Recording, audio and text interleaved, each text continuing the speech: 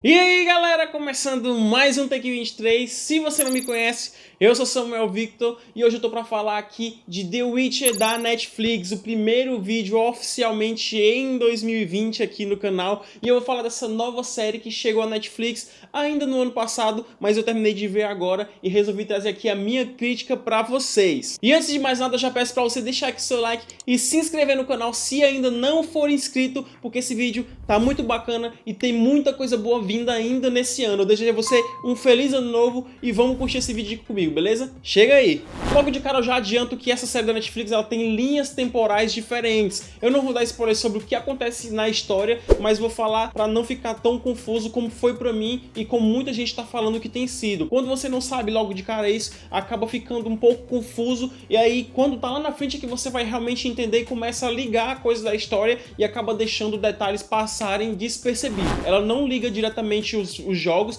mas tem elementos que são conhecidos de lá.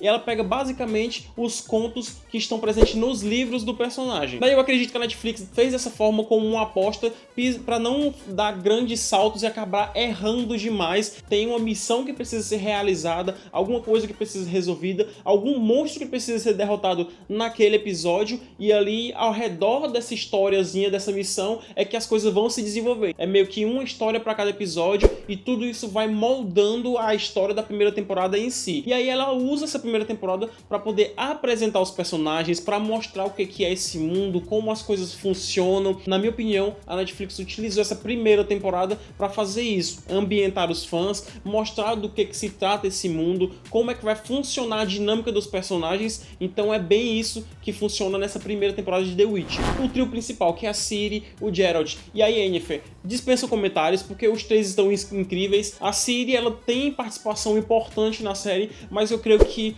o melhor dela tá pra vir na segunda temporada, que já foi confirmada. Aqui a gente meio que não conhece muito da personagem, ela é uma grande dúvida ainda, o que é que ela pode fazer, o que é que ela tem a ver com essa trama, mas eu acho que o grande destaque vai pro Geralt, porque é o protagonista da série, e também pra Yennefer, que não deixa de ser a protagonista junto com ele. Eu acho que ela teve um desenvolvimento muito grande em relação à personagem, à construção, e até porque a gente não conhece muito ainda da história do Geralt, vê só ele lá como bruxo, lutando, matador de monstros e tudo mais, e ela a gente vê como é que se tornou aquela maga, como é que ela ganhou os poderes dela. A série explorou um pouquinho mais o desenvolvimento dela e colocou o Geralt já como um cara estabelecido, bem definido e tudo mais, e a Ciri ainda é uma grande incógnita. Esses três basicamente é isso, são muito carismáticos e eu acho que funcionam muito bem. E aí o que complementa esses três são os coadjuvantes que eles vão encontrando ao longo dos episódios, ao desenrolar da trama. São personagens que realmente fazem diferença,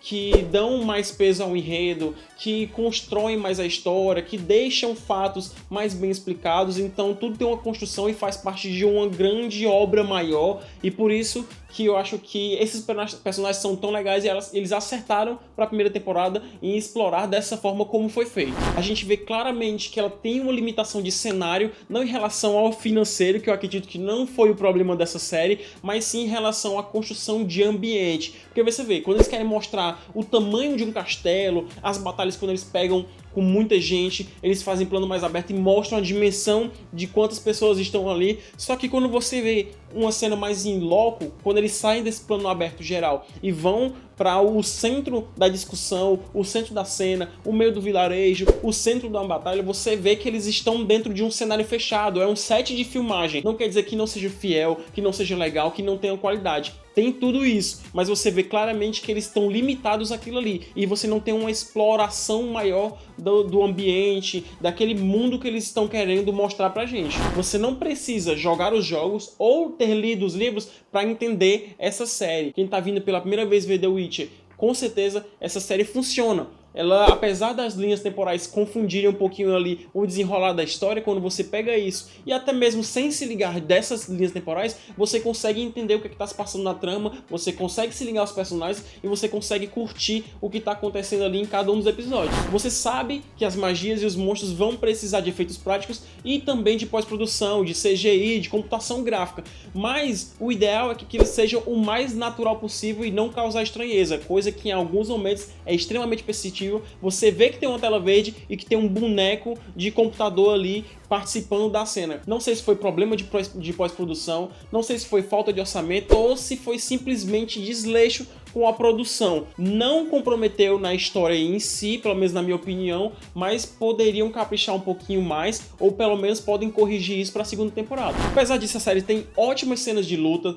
batalhas muito grandes e que eu achei que as coreografias estão sensacionais. Vai ter gente falando que o Henry Cavill entregou um Geralt meio sem expressão e tal, mas eu acho que a forma dele fechada, o jeito de falar, o tom mais sóbrio e tudo mais, fazem parte desse personagem, coisa que a gente já vê nos jogos e também que os livros o tempo todo indicam que o personagem tem. A trilha sonora e a dublagem também estão incríveis, eu achei muito legal. A trilha sonora, tanto as partes mais instrumentais, que compõem o ambiente e tudo mais, quanto as músicas que são cantadas ao longo dos episódios, principalmente as que o Bardo canta, o Yesker, são incríveis. Eu assisti alguns episódios dublados na versão brasileira e também outros na versão original do inglês. E eu acho que estão equivalentes, com a mesma qualidade técnica. Eu não vi que uma está melhor que a outra. Na minha opinião, as duas estão sensacionais. E a dublagem, principalmente do Guilherme Briggs, como o Geralt, tá sensacional. O cara é um deus da dublagem brasileira e por isso que vale a pena você ver a versão em português.